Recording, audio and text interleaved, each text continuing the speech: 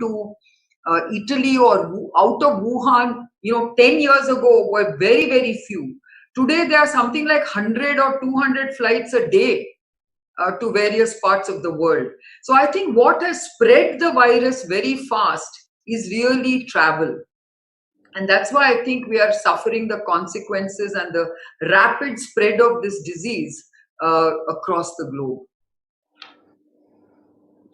So, in terms of the infectiousness, it's very high, that is understood, but definitely we know more than 80% of the people who have the infection are not even showing any signs of, no symptoms absolutely.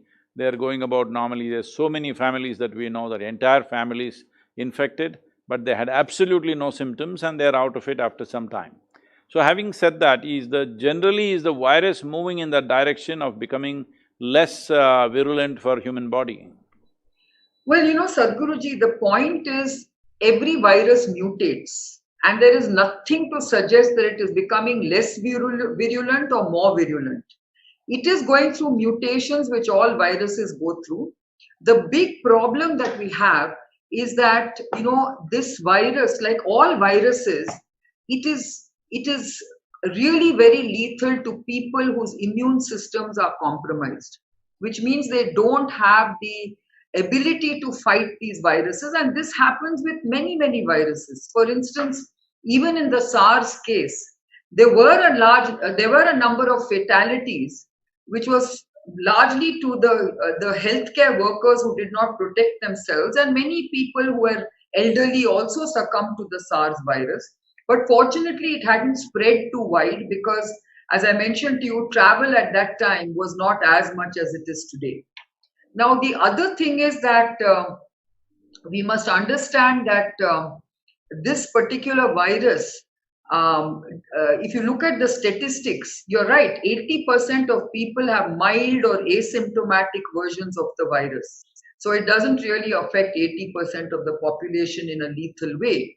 Out of the 20%, I would say that 10% show moderate symptoms, but they recover quite easily. In the 10% that remains, it is really 3% who are succumbing. And if you look at the people who are succumbing to this disease, there is also data to show that these are people with comorbidities like diabetes, heart disease, lung disease, pulmonary disease, or these are people who are otherwise immunocompromised. In general, they have weak immune systems. And of course, many of them are old. Because as you know, in Italy, where we had a huge onslaught of deaths in the first phase, 90% of the people who died were above the age of 80.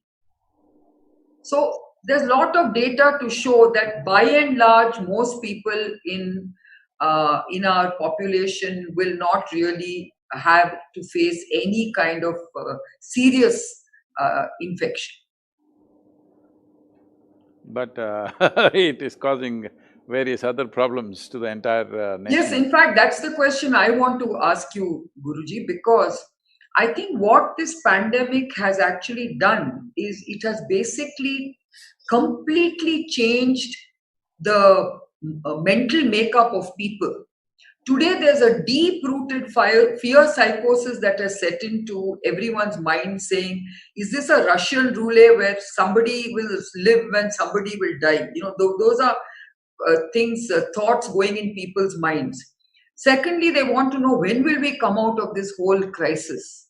Will our lives ever be normal? What is going to happen to our future? I mean, this question is being asked by young people, by middle-aged people, by the elderly, saying, will we ever be able to go out? You're going on saying we are vulnerable, we are locked down. Now, even if a vaccine comes, will the elderly be able to be protected? Those kind of questions people are asking, and they're saying our lives are disrupted. And there's a lot of mental health issues that we are seeing today. And I wanted your perspective and your views on how we should deal with this disease, this pandemic. Definitely, I will explore that dimension of how to handle human psychological struggles that one will go through in a situation like this. But coming to this vaccine aspect, there are many scientific opinions. They are saying there are over 10 varieties of mutations already in the virus. So, if you produce a vaccine, we will have to produce 10 different vaccines and 7 billion people. Is it even practical, I'm asking? Guruji, that is not how vaccines are produced. Basically, this particular vaccine that is being produced for COVID-19 is based on what we call as the spike protein. The spike protein is the protein with which these coronaviruses enter the body. And the spike protein of COVID-19 is very specific to COVID-19. So what is happening is that they're developing vaccines based on spike protein. It doesn't matter how many In the mutations you have. mutations, that won't change? Yeah, but the mutation does not affect the spike protein because the protein is very, constant. Inside the RNA, you might have a few mutations here and there, which actually doesn't alter too much of how the virus works. But the spike protein is the most lethal part of the virus, and that is not changing.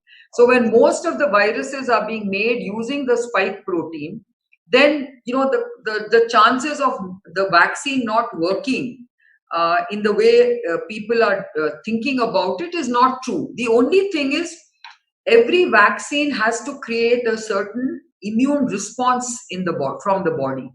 And the question being asked is, how strong is that response, and is that response enduring? How long will it be before you can get reinfected with such a virus? That is the question being asked. So, India having a massive capacity to produce vaccines, I think in many ways India holds the answer. If we come up with a vaccine, production and distribution can definitely handled by Indian industries, because we are already manufacturing nearly 70% of the world's vaccine requirement, and that'll be a big possibility here. Having said that, about the psychological factors that people go through. See, essentially, a human being is naturally… there is a physical existence to us, which is what is being threatened by the virus right now. But now we are creating a psychological threat, which is our own making. Our health and our mortal nature is being challenged by the virus, it can only do that. But now we are creating an added problem of psychologically challenging ourselves, emotionally freaking ourselves completely, and driving ourselves towards suicide and various things. They're saying the suicide is on the rise already, just because we have to stay home. Lot of people were suffering their work, now they're suffering no work. So I'm saying essentially, we are bringing up whole generation of people in a way that we are not really fit for life on this planet. Because our education systems, our social structures are not seeing how to reinforce a human being in such a way, no matter what comes, a famine comes, a war comes, a volcano erupts, an earthquake happens, or a pandemic comes, all these are things which happen in every generation. Everybody is comparing this to World War II because they've seen World War II only in Hollywood movies. They've not seen the war. What a war means. Being in a war and being in a pandemic are two different things. If you just close your eyes and sit for 14 days, it's gone. I'm saying, if all of us, if everybody was trained in little bit of yoga and meditation, and we said everybody, the whole population, 14 days sit quietly in one place, the pandemic is over on the planet. A world war is of a different nature, a war is of a different nature. Though this country has fought 3 to 4 wars in the last 75 years, those wars, fortunately for us, the brave soldiers fought it on the borders. They never allowed the war to come into Bangalore city or Coimbatore city or anywhere. If the war enters your city, it's another matter altogether. So here your home is intact, nobody has bombed it, all you have to do is sit at home. Now sitting at home with your family or alone has become such a big problem, essentially because you have not built your psychological structure to be resilient enough to take. If you are this fragile, what big things are you going to do in your life, I'm asking?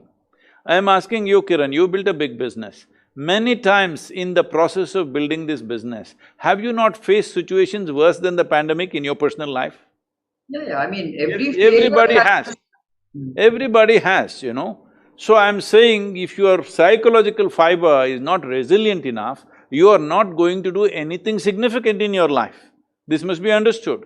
So right now it's become fashionable in the world to say, I have anxiety, I have this thing, that thing, all kinds of exotic names. They tell me there are 72 exotic names for various human problems that they have in their mind. But essentially the fundamental problem is just this: you did not learn how to handle your own intelligence. That's all the problem is. See, various things are happening to other creatures. Let us say worms are dying, insects are dying on a much bigger scale than us on a daily basis. But they're only dying, they're not psychologically suffering because they have a very small brain. So the development of your brain, which is a tremendous possibility in your life, that has become a problem for most people.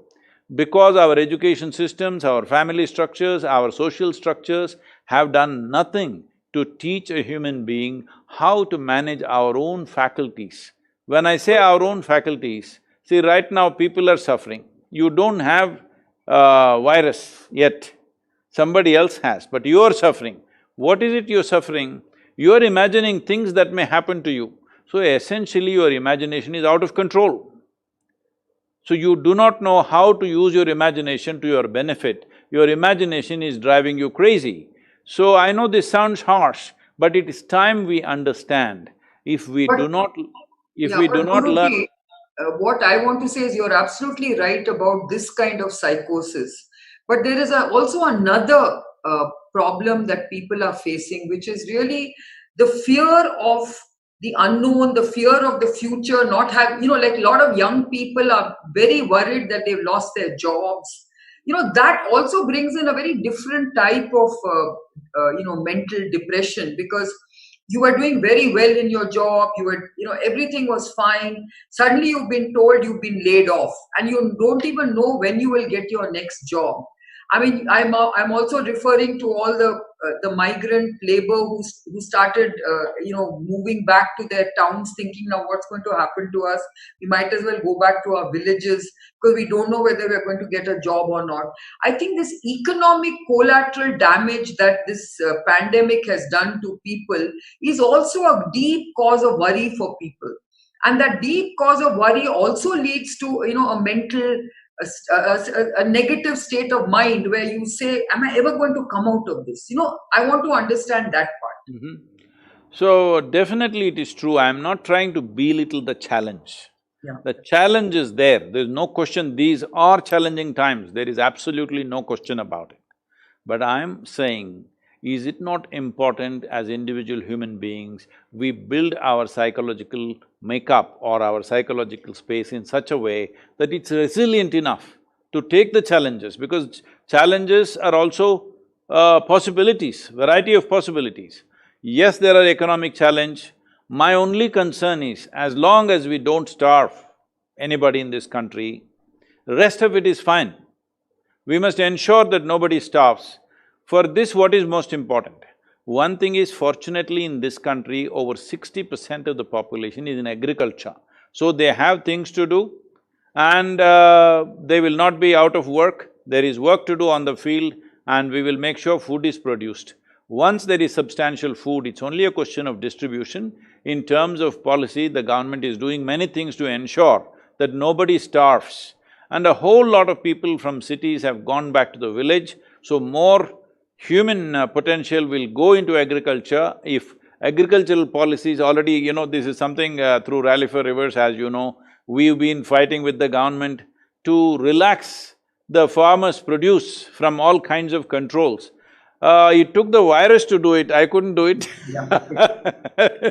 I I've know. been asking, why can't a farmer sell his produce wherever he wants, in whichever form he wants, why these controls? These And the con… farmer producer organization Yes. that we've been fighting for.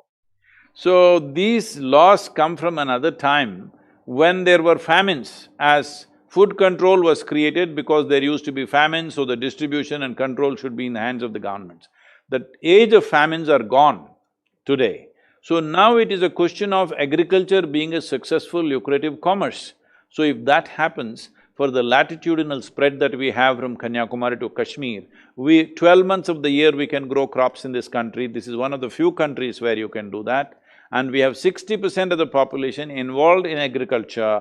If you even increase it, we should have reduced it, but now because of this pandemic in the next couple of years, if it increases to 70–75%, there's no harm, because the government must push to see that we open up markets for our food, from fruits to vegetables to every kind of thing we can grow at nearly 10 to 20% of the cost that other countries are growing, because a variety of things, the labor the way it is, the land the way it is, there are many things to do. All these things are well thought out and it is there, it's just a question of implementation, execution. Of course, the educated people who, the young people living in Bangalore, they're not going to go and grow tomatoes or something else, that is true. But this is the nature of the time. In every generation, there'll be some crisis. Okay, if you take this generation as you and me, not those people who call themselves millennials, we didn't face a war, volcano did not erupt in the Nandi Hills or in the Velangiri Hills, no earthquake happened, no great calamity happened to us, all right?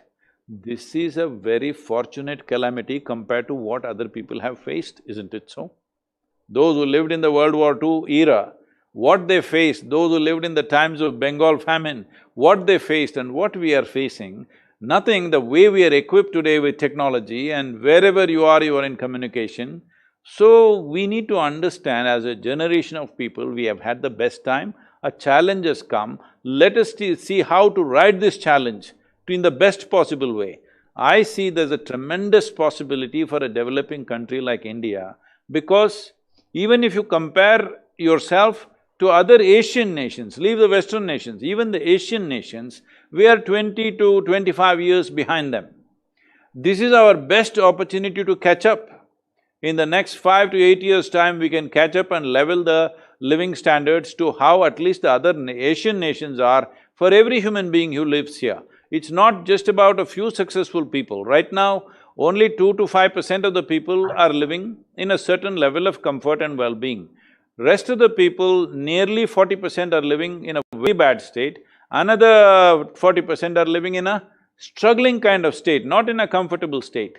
Most human beings in the country, unfortunately, cannot live comfortably simply because of transportation systems, pollution, variety of things. This is our best opportunity to fix that, and also the economy. There is a striving to do. For us to understand what striving means, we must take the examples of those countries which were ravaged, because everybody is comparing this to World War II. We must take the examples of those nations which were completely ravaged and flattened by the war. Take Japan or Germany or even Britain, they were completely flattened, nothing was left. I think these images must be shown to our young people. What happens in a war? Simply the entire city is flattened. But just go back and see how Japan is, how even UK is, how Germany is today. So in how many years did they build up? In a matter of 25–30 years, a nation which was flat on the ground has come up and bounced and become major major part of the world's economy. So all we have is a pandemic which doesn't even kill the youth. They just have to be responsible so that they don't kill you and me. I'm sorry, I'm including you, I am an old man, you are a young girl. No. You and I are the same age almost. So… No, so I agree with you, Guruji, that I think this is a very important statement you made, that how do we get people to understand that this is not the end of the world? This is something where we need to pause and we need to reflect and we need to see what we have done with our lives thus far and how we can, become resilient and rebuild our lives. And of course, I'm always very optimistic, and as a biotech and a scientist, I know that this is going to be short-lived and that, we can resume our lives before too long. For your industry, it's going to be a bonanza. Yes, I mean, it is a big, opportunity for our business, for our industry, because we are doing so many important things for this pandemic, right? From developing diagnostic tests to developing therapies to developing vaccines. I mean, there's so much to do, and I think that's what makes it very interesting for all of us. But I think it's also very important for us to look at what else has happened because of this pandemic. For instance, I actually have been talking about, how the environment has benefited because of the lockdown. And you know, and I know that we've been talking about cleaning up our waters and rivers, and filling up our rivers, and planting trees on the river banks. And now we are actually seeing that a few months have actually cleaned up the decades of pollution that we have actually done to our planet. And that actually gives me an idea which I want to discuss with you is, how do we now rebuild and reboot our economy in this sort of low carbon footprint kind of economic strategy? Because I think we can do that. In fact, I was listening to a program a few days ago where people are talking about emission free environments, emission free zones within cities. I think these are things that we should consider. What do you think, Guruji? Definitely, if you listen to all the birds and all the animals, all the creatures on this planet, including Yeah, microbes, they're congratulating the virus and saying, let's make the planet great again, yeah. because all the human beings are locked up. Locked down rather, not locked up by self-lock-up. So, having said that, this is not to make jokes of people suffering. There is enormous challenge in everybody's life. It is not that we are free from it. As an organization, as an institution, for nearly, I think close to 90 days, we are locked up. An institution with so many volunteers that we need to support on a daily basis, absolutely no revenue, we become a zero revenue function. So we are striving to see how to use this to completely change the dynamics of how we function. It's a lot of work. Actually, we're busier than ever before, simply busy 7 days of the week because we are just changing the foundations. Everybody has to change the foundations of their life now. This is a thing, we must take it as a challenge. As I said, as long as you're not starved, the government must ensure nobody starves. Here we are ensuring around us nobody starves. Every day 13 to 15,000 meals we are providing for that many people, 13 to 15,000 people are being fed by us. Many of them are migrant labor, many of them are old people in the villages who are not able to fend for themselves without any earnings. They were doing some menial jobs, not even a full labor, they're earning 50, 100 rupees a day, which was keeping them alive. Now that is missing. So we are feeding that. I was just shocked to realize where you think there is lush agriculture going on around us, in spite of that, nearly 15,000 people have to be fed every day, otherwise they have no means. So we are doing all this, but absolutely no revenue. We are constantly coming up with more and more innovative ways to do it, but we're just doing it joyfully. Some people choose to do everything miserably, because even when they went to work, they went miserably. When they don't have work, they're miserable. This has to change, because as human beings, we must understand our experience of life is entirely crafted by us. Our situations in our life is not always ours, the times will decide many times. In which time of history we exist, accordingly the situations are. Many things that we are doing today, including this talk from Bangalore to Coimbatore, is a consequence of times. It's not you and me suddenly talking to each other, isn't it? The technology is there, the times are like that. So we're doing that. You're doing biotech because of the times you're born in, 21st century. If you are here 1,000 years ago, you wouldn't be doing biotech, you would be doing something else, I'm saying. So, our activity and how effective, not effective we are is many times decided by the times in which we exist. But how we are, our experience of life is entirely determined by us. Youth must understand this and take charge of this. What this means is, world will throw all kinds of situations to us. What we make out of it is in our hands. If we want to hit every ball that the world throws at us in a proper way, the most important thing is that I am never a problem within myself. My thought and my emotion is not an impediment in my life. My intelligence is not against me. This much everybody should ensure. Well, I've been screaming in engineering for last nearly 40 years now, but the virus, after virus came, Hundreds and thousands of people are doing in an engineering program now, all right? So, this is because people take action about their own well-being only when there is a crisis, unfortunately.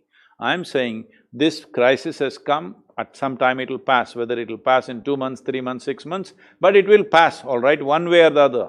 We'll find the vaccine, or we'll learn to live with it, or it'll die by itself, or something will happen. It's not going to live forever. But should we not use this No. crisis to become far more resilient human beings, that no matter what comes our way, we will make the best out of it? This has to come into our youth. Youth are worried, I don't like that. Usually worry is for old people who have become helpless, all right? Though because of deterioration of their body, they have become helpless, so they are worried. Youth and worry should not exist together. I know I sound strong for them because they are not strong, that is what I'm worried about. Youth should be strong, there should be no such thing as worry in their life. Okay, you lost your job, so what? All you lose your lifestyle, not your life, right? Lifestyle has become life, this has to change. They must be focused on their life, not on their lifestyle. Lifestyle is just a statement for other people's envy or whatever. But life is what matters. One most important thing is, everybody must understand, through this phase of pandemic, one fundamental thing everybody should know is we must keep ourselves alive. This is the most fundamental thing. And we must keep everybody else around us alive. That means we should not become the carriers for them to lose their lives. This you take care and make yourself more resilient in this time. This is the time to invest upon yourself because you have nothing much to do with the world. This is the time you must do something with yourself. See, if any human being believes or thinks that they are doing something important, the most important thing in their life is they must work upon themselves. Because if you want to dispense anything, if you want to transmit anything, if you want to contribute in some way, one most important thing is you are not an issue in your own life. Right now, worry means you are an issue in your own life. The virus is not capable of making you worry. Virus is doing its job well. You, who is such a big, the topmost creature in this planet, evolutionary scale is such that you are on top of the evolution in this planet and you are creating your own problems. Virus is doing its job well, is it not our business to do our job well as human beings? So, Guruji, there's another very interesting aspect of this virus. This virus has taught us a lot of things. One is it has also taught us that we don't need so much. We somehow, this lockdown has also shown us that this No, consumerism no. that we've all… Kiran, now you're saying virus is a better guru than me. I don't like this. I, I think you will also agree with me that we have I been am through… agreeing the damn virus is doing better than me. Okay, even you are saying it, I'm not. But I'm just saying that, look, if the virus has also taught us that, this greed, this greedy aspirations that we have, that we want to consume more and more and more. We've seen that in the last few months, because we've been denied access to any kind of consumer activity, we've been very content with what we have. And we've also realized that, pollution has come under control. And we realize that a lot of things that we've done as consumers have also added to that pollution. Do you think it's going to change us? Or do you think we'll go back to our normal ways? Is that human sort of, psychology that, it's so short-lived that we forget that we went through a good phase, which reminded us that we don't need to possess so much, we don't need to consume so much, and that, this is a time for us to actually start thinking about our environment. Do you think there's going to be this realization and recognition that our environment and our planet is at risk if we don't stop being so greedy? In Kannada language, there is a saying called smashana vairagya. That means they will go to the cremation ground because somebody dear to them has died. And when they go to the cremation and the body starts burning, everybody gets vairagya for some time. That is, they say, what is there about life? In the end, this is all there is. What am I struggling for? What am I fighting for? You and me, why are we fighting with each other? All these realizations happen. But especially now, within 5–10 minutes, because even there, their cell phone is not on silent, even when the cremation is happening. Messages are coming ting-tong and everything. So the moment they look at this, Vairagya will go and again they'll get engaged. So right now, in my opinion, I'm saying this is not a perfect this thing. If this virus and its impact on our economic and other activity goes away, let's say by mid-September or end of September, I feel within 3 to 4 months, everybody will be back to their normal, in their usual sense of ignorance and arrogance. But if it lasts for a year, year and a half, let's say 12 to 18 months it lasted, definitely it will leave a lasting change on this generation of people. I hope it is so disgusting for me to see that a virus which is not even a life yet, it's half a life, it is just in the process of becoming a life, it doesn't have a life without entering our body. That kind of thing has to be our guru It has to teach us dispassion, it has to teach us sense, all this. The simple thing, someday we must do this in Bangalore. I've been talking to some of the builders in Bangalore, I spoke to the Credai people, they were all very excited. But I know this excitement, they won't do anything, most of them, they will only go on with the same thing which sells easy. The simple thing is this, if you drive in any street in Bangalore during, let's say, the peak hour, you're driving 4:30, 5 o'clock in the evening, you will see your side of the street is also full with traffic, the opposite side also is full with traffic. What this essentially means is, those who live here work there, those who live there work here. What is the sense in this? Why can't you work and live in reasonably in the same region? So I propose something called as a one-building city. You get 50 acres away from Bangalore city. I have told many of the Bangalore builders, let me see if anybody does. Get 50 acres away, let's say 50 kilometers away on one of the highways. Only 1 acre you build, they're giving you 2 FSI, that means you can build 100 floors, 1 acre, 100 floors you build. 49 acres, just plant trees, create a lake, walking spaces, everything. No waste comes out of this building. In this building, you have residences, offices, small shopping areas, a small multiplex, you have a little school at least up to 7th standard, everything. So nobody need to drive anywhere. Once a week, you just for fun, you want to drive somewhere, go wherever you want to go, spend as much gas as you want to spend, no problem, but every day you are not driving. You have a beautiful place to live. Look at the way children are growing up. I'm really concerned about this generation of children. They're living in 1 or 2 bedroom or 3 bedroom apartments. If they step out, they're straight into the traffic. They don't know what's a playground, they don't know what's a forest, they don't know what it means to swim in a lake. If at all, if they go that chlorine-filled, that swimming pool, they will swim, that is not swimming. Only when you swim in a river, you swim in a lake, you swim in the ocean, there is something else happening to you, it's not just about exercise. Life happens to you in a very strong way.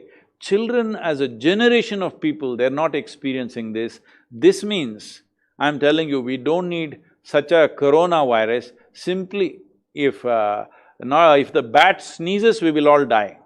We will become that kind of generation in future, because essentially the strength of life comes because of our involvement, because life is enmeshed, as you know as a biotechnologist, life is enmeshed. More than 90% of our body in terms of number of human cells we have and number of microbes, bacteria and viruses we have, more than 90% is them, we are only 10% residing in this body.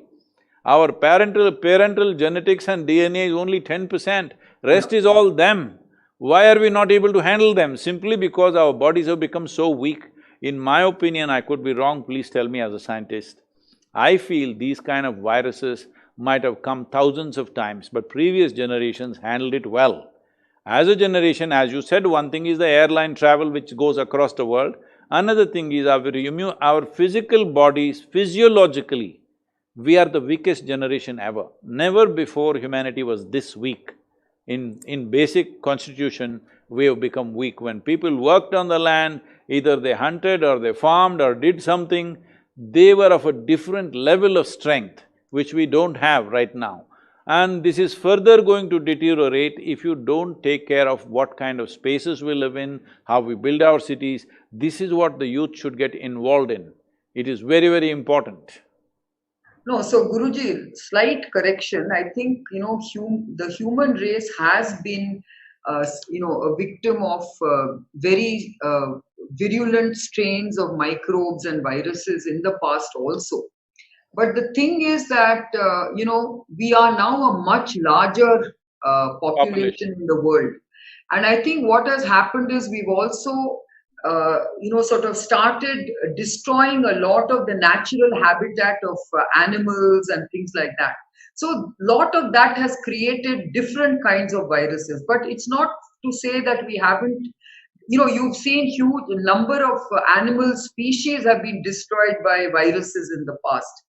Dinosaurs are supposed to have been, sort of obliterated by a viral attack and so on and so forth. So it's not that human beings have always withstood viruses, because it does happen from time to time. But I think there's no excuse now, because we are in a much better position to deal with pandemics which we have ignored. I think that is the bigger challenge today. And I think what it has also made us realize is that our healthcare system is so broken that a pandemic had to make us realize that we have to focus on providing basic healthcare for people. And that in our country especially, we haven't really focused a lot on primary healthcare. We should be doing more of that. We should be much more vigilant on these kind of outbreaks. All this I hope will happen in the future, because if you take early action, you can stop it very fast. Definitely there is no disagreement on that, Kiran, but at the same time… And I agree with you that yes, we are becoming a very kind of a society where we are constantly weakening our immunity. But I think, if you look at it, there's one side you want cleanliness and sterile conditions of living, and the others have to be a little more balanced, saying, let's have a normal life. See, because you mentioned this now, definitely this is something that we need to look at. See, one thing is we're talking about the size of the population. Whether it's our reproduction, or the way we are working in the world, or the way we are running our economy, or the way we are building our cities, everything is done in some compulsive way. Human being means the very reason why we call ourselves beings is because we know how to be. That means we are conscious beings. So, does it look like we have created things consciously? Either the city plans in the country or the way we are creating anything, nothing has been done consciously, compulsively, ad hoc, we are doing things, including our population. From 1947 to now, in 75 years, we become 4 times over. From 330 million, today we are 1.3 or 1.4 billion people. So when the footprint is that big of human beings, no other creature can survive. Since 1970 in the world, 70% of the vertebrate population has come down. Yeah. One in 5 of the species are endangered right now. Out of every 5 species, among insects, worms, plants, everything included, 1 in 5, that's 20% of the life on the planet is endangered. That means in the next 5–10 years, 20% of the life on this planet will be gone. And those 20%, what significant roles they have in making us who we are, nobody knows exactly what is what, all right? Who is doing good to us, we don't know. But all of them together is the ecological cycle which we are doing things. So the diversity, biodiversity is going away because of us. But how come we don't think, when we know so many things of technology, science and everything, how come we don't know for this planet how many machines we must have, how many cars we must have, how many human beings should we have? How come we don't know this? Where is our sense? See, this whole big talk about science, what is science? When your life is so haphazard, what science are you talking about, I'm asking? To become conscious is the biggest science, because if you are conscious, you will naturally handle everything in a scientific manner. Science does not mean it comes from the text or from the West. See, right now when we say healthcare, for a nation of 1.4 billion people, do you really believe you can imitate an American system of healthcare in this country? They are spending $3.2 trillion on 350 million people. For 1.4 billion people, you will need 12 to 13 trillion dollars. Our economy is hardly over 2 trillion, I don't know now what is the size. It must have come down, shrunk quite a bit, I don't know what it is. But anyway, $2.5 trillion is what our economy is. When are we going to spend the $12 trillion just on our healthcare? Such a You thing don't is need not to. going to happen, all right? That means generations will pass without any result. If we want results, the most important thing is, as we know, both for chronic ailments and for pandemic also, for this kind of pandemic, maybe the influenza didn't care who you were, anyway it killed you in Spanish influenza, whatever happened. But now at least for the present coronavirus, your immune system, how strong your system is determining whether you live or die. So definitely, if all of us had strong immune systems, we wouldn't even have bothered and destroyed our economic process. We would have gone on without any big problem. So we are always looking for these kind of solutions. We are all now waiting for that miraculous magic wand, what one vaccine will come. Well, we've still not found a vaccine for SARS, MERS, HIV, which have been around for 20 years, 25 years, we've not found a vaccine. What is this miraculous vaccine that we're going to get by the end of the year? If it comes, it's fantastic. I'm not negative about it, but I'm saying, why are we looking at life like this? Because this is an unnatural way of conducting life. In this country, we must focus on how to teach every human being who is born in this country what they should eat, what should be their lifestyle, how to build their body, physical strength, mental strength and immune strength, how they can build. This we can teach. We can… all these youth who are talking about, we are worried about the future, each one of them, I will empower them, let them go and teach. Oh, what will I earn? You don't have to earn, somebody will feed you, you will have the experience of traveling the country, mingling with the people and a tremendous possibility. Do this for 5 years, after that there'll be many possibilities for you to take charge of, you will become a leader in your own right. I'm saying there are a million things to do. The most important thing when it comes to health is, in this country it must be preventive. Healthcare as we know it in the West is not practical for this, it's not even practical for them. In my opinion, if anything sinks United States, it's going to be their healthcare. Three trillion dollars for 350 million people. And it's the most affluent country. Affluence means what? Essentially choice of nourishment, choice of lifestyle, isn't it? These two things if you have access to choice of nourishment and choice of lifestyle, you must ensure you're healthy, isn't it? This is every human being's business. Healthcare should not be the business of doctors or healthcare industry as such. Health must be the business of every individual. We can build this in the country in the next 3 to 5 years. Every Indian must understand, health is my business, what should I do about it? We are going on throwing out statistics, 40% is diabetic, 50% are dying of cardiac failure, this many people are dying of this. This is not the way. Why are we just going on making predictions? We are saying another 25 years, this many people will die of smoking. Well, smoking you control to some extent, all right. Somebody who must smoke, irrespective of his concern for life, leave him, that's his pleasure, all right. That's a choice an individual is making. But at least he can't blow it in your face, that much law has come. Similarly, you can make laws and policies for your health is your business. Everybody must be doing something about their health. You do your yoga, or if you don't want to do yoga, swim, run, climb a mountain, do some damn thing. But there must be something, every organization must fix this. I'm saying it can start with private organizations, people who work for you, for example. You have 11,000–12,000 people working for you. Now you must say, see all of you, you need to be like this. If this is your height, this must be your weight. This is what you must do. Okay, you are overweight, we are not going to punish you, I'll give you 1 month leave. Go fix yourself and come back. I'm saying we need to do this because the cost of that person who takes Whatever, if I take 1 minute to walk from this point to that point in your laboratory, that guy takes 1.5 minutes, that's a big loss for you, isn't it? I'm saying in every way it's a slowdown. Because a human being in terms of function is like a machine. How efficient this machine is, accordingly it pays or it doesn't pay. How come one person produces so much and another person not able to produce anything in their life? Simply the efficiency of both your body and your brain, isn't it? So why are we not investing in that? Why are we going on thinking about healthcare as a massive industry as if… See, everybody is talking how many beds per 1,000 people do we have in our country, it is the lowest compared to a whole lot of nations.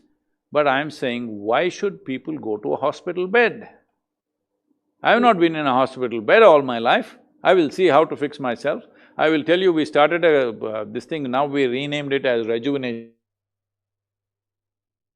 Misunderstandings. Initially, this was called as yogic hospital. So when I created the yogic hospital and we said these are the treatments that we will take up, largely chronic ailments, because infectious diseases must be handled by medicine, because it's a warfare, it's an external invasion, you have to deal with it. So there are a bunch of doctors from Detroit, they were interested in this and they came to see the yogic hospital at the yoga center. After 3 days of staying here, our office called me and said, Sadhguru, these doctors are very angry, they want to leave right away. I said, what happened? They said, we don't know, they're just screaming. I said, okay, let me see them. I went there, I said, what's the problem? They said, you have yogic hospital? We walked all over the place, we didn't see any hospital. Oh, then I said, oh, your idea of a hospital is a proper bed and people serving them from morning to evening. If you serve them like that, they will misunderstand a hospital as a hospitality and they will stay there in that bed all the time. My idea of a hospital, I said, you come, I'll show you. On that day, I think we had little over… somewhere between 90 to 110 people in the yogic hospital. I said, you come, I'll show you, and I put all my yogic hospital patients to work in the garden or in the kitchen or somewhere where they have to work with the soil, water, be with nature. We are giving them a treatment protocol, we are giving them a exercise and yogic protocol, but we also have activity protocol for them. No question of lying down in bed and waiting for people to come and put tablets in your mouth. That is only when you're completely out, all right? At a certain point, if something goes wrong and you're completely out, you need that kind of thing. But for everything, everybody is going into a bed in in Western countries. Now we are looking at that kind of healthcare in this country. It is never going to happen. If it happens, it's a disaster, because if you… out of 1,000 people, I think some countries have 8 beds for 1,000 people or something like that. So 8 out of 1,000 people are lying down in hospitals thinking it's a hotel. What is the point of that kind of healthcare? It's very important here, we must deliver a preventive process in terms of food, in terms of daily lifestyle practices, how you live, what you do.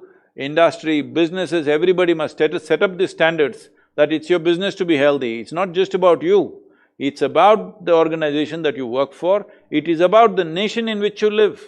You becoming sick is hugely expensive for a country like this. Somebody else who is really struck with some bad ailment, like cancer or something, we are not able to treat them and give them what we should give them, simply because all kinds of people are down with their diabetics and blood pressure and whatever else. You have no business to have your blood pressure shooting up or your sugar shooting up if you do something about it. I'm saying one thing we can do, which is… it's not going to happen, it's my dream. Now that we learned there are many benefits of lockdown, every year we must lock down the country and if possible the world for 3 weeks. These 3 weeks are… one thing, you can go where you want, only thing is you can't around the world if you want, you can swim across the oceans if you want, do whatever. No machines, all machines off for 3 weeks in a year. You will see people will become fitter, the world will become better. Right now they're not able to go out, so they're complaining. They can go out, they can walk around the town as much as they want. Or they can swim across the ocean if they have the energy to do that.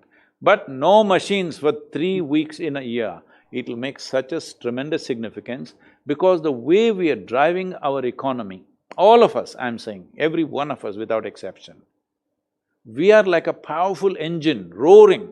but no steering wheel in our hands. We don't know where the hell we're going, we're just going. We are going in such a way it looks like we think we are the last generation of people. That's how we are going. The virus, not out of its wisdom, out of its survival process, it's brought a situation for us that we must use this to become wise. We must take the steering wheel of our life, individual life, our psychological process, our physiological process, and the way we're conducting the nation and the world. Steering wheel should be in our hands. Just an engine roaring without a steering wheel is a dangerous way to drive, isn't it? Very well put, Guruji. That's a beautiful analogy that you have used. Now, if you were to basically give three messages to young people, what would they be? And if you have to give three messages to the government in terms of how we should revive our economy, what should they be? If it was young people, stay alive, stay sane, and stay young. These three things you must do. And wait, let's see what opportunities open up. Whatever opportunity opens up, are you fit enough to take that opportunity? That's all the question is. Suppose you are a wave rider, you're surfing on the waves in the ocean. What are you looking for? A big wave, isn't it? Somebody who does not know how to ride a wave or somebody who does not know how to swim, a big wave is terrifying. For one who knows how to ride the wave, his dream is a tsunami. He would like to have a tsunami because riding on a 100-foot wave is his dream, all right? So right now, there is a certain upheaval. If you're fit enough to ride that wave, then you will see there are many possibilities, all right? Well, life may not be easy, but it will be exciting and wonderful. You must decide whether you want an easy life or a fantastic experience of life. Because in this life, there is nothing other than the profoundness of our experience and the impact we can create in the world. These are only two things we have. Rest is all just, decorations for our life. The real thing is only this, how deep is my experience of this life? When it comes to activity, what is the impact that I can create in this world? Somebody thinks impact means they can go home and two or three people are at home, they will create impact on them. That's their idea of impact. Somebody will do it on a little larger community, maybe their larger family or community or nation or the world. I mean, everybody chooses according to their capacity or what they think is their capacity. But the important thing is for everybody, when it comes to activity, impact is important, isn't it? Even a housewife who has chosen to just stay at home, when she cooks, when somebody, her husband and children eat, she wants her cooking to have impact on them, both in terms of appreciation and health and well-being and everything. So I'm saying however small an act we do, what we're looking for is impact and profoundness of experience within ourselves.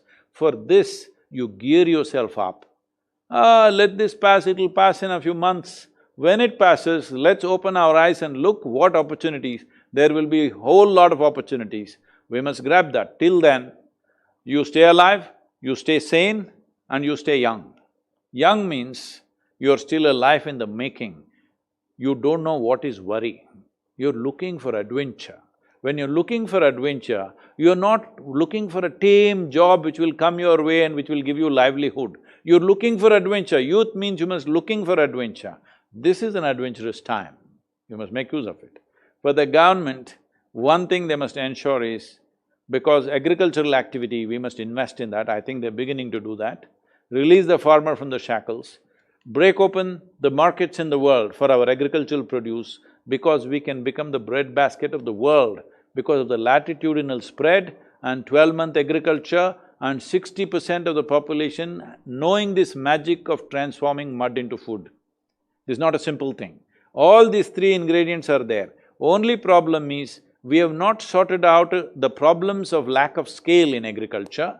We have not sorted out how to break through the markets. If there was scale, the farmer would have broken the markets himself. But there is no scale, he owns 2 acres, 2.5 acres on an average. So he doesn't have the scale to go and open up some market. Government must open the market and also create the power of scale. Power of scale does not mean we have to integrate the land and do one communist country or something. All we have to do is, the input is going super waste in the country, because for every 2-3 acres that you have a barbed wire fence, you have a borewell, you have electric connection, you have your own system, and every day you have to go sit there just to turn on the switch and turn off the switch, all right? It's such a waste. If you really look at it, 500 million people in this country, their hands could be released for 300 days in a year. With 65 days of going to the farm, if you integrate agriculture and marketing processes, 65 days you can grow 2 effective crops, successful crops. This is all it takes. That means 300 days you will have 500 million people hands-free. How many things you can do if you look at it in terms of skill development and create various possibilities for them. 500 million people, their hands free for 300 days in a year with necessary opportunities. If you create facilities and possibilities for that, that will happen. Our investments have to spread from the cities, it's very important. Right now in the world, over 70% of the world's investment is in 32 cities. No wonder everybody is piling up into this city, which is a mess. When I say city, I would say 40% of the people in our cities are living in sub-animal levels of hygiene and well-being. One day I happened to go to, I don't know what slum it is. This side of the road, I was going to… you may know you're familiar with Mumbai, right? I'm not so… this thing. I was going to IIT Mumbai. On the right side is all fancy buildings, big buildings are there. On the left side is a slum. It was post-monsoon time. The entire slum, which runs into probably 150 acres or more, everybody is walking in about a foot of filth. It seems it's regular. When the monsoon happens, the sewage will overflow from somewhere, the entire region is this much. Everybody is walking in that and they're just living there as if it's normal. So, this is the condition they're living in because all the investment is in the cities, naturally people migrate. Pre-virus, it was predicted that by 2030, 220 million people will migrate from villages to cities in this country. Now reverse migration is happening and we think that's a problem. That's not the problem. Actually, they've solved the problem for you in many ways, because they'll take many months to get the courage to come back, all right?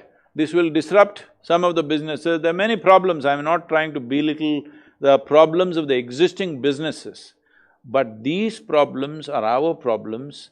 These problems are created by us. We have no business to make the next generation inherit these problems from us. So the most important thing is the government should ensure, in terms of agriculture, we are super positioned. We are in the pole position, but our engine doesn't start.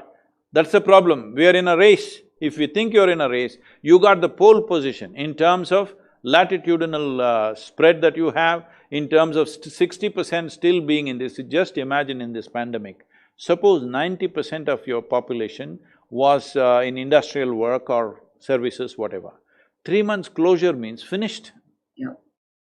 Now because 65% is still in agriculture, you're not worried about them because they'll somehow manage, they're still scratching the land and they'll grow something and something will happen. So you only worrying about 30 to 40% of the population now. If you had to worry about 90% of the population, it would be a whole different challenge, isn't it? So we have to make sure that this entire movement of people into the cities must go. This means we must move from mass production to production by the masses. So many things that we are doing as industry, very easily it can be done at the local level. For this, we must strengthen the training processes and quality control. Production, you leave it to the people, let them do it whichever way. If it's a certain quality, we take it, if it doesn't, we don't take it. They all become entrepreneurs. They should not be looking for jobs. 90% of the people are entrepreneurs, production can be taken, not all of it can be done like this, but a whole lot of it can be done like this. If you look at Japan, people always talk about the few big companies of Toyota or Sony or Mitsubishi, something like this. They're not the real Japan. There is a whole lot of small industry in Japan which holds such expertise in technology that this is the collaboration we need, not the big companies. The big companies will come with their own marketing force and everything. The small companies which hold various skills, that is this kind of skill that should come, and to exercise that skill, they don't have to move to the city. In the village itself they can do. I would say in every village, create at least 5 acres of industrial space, at least 5 acres.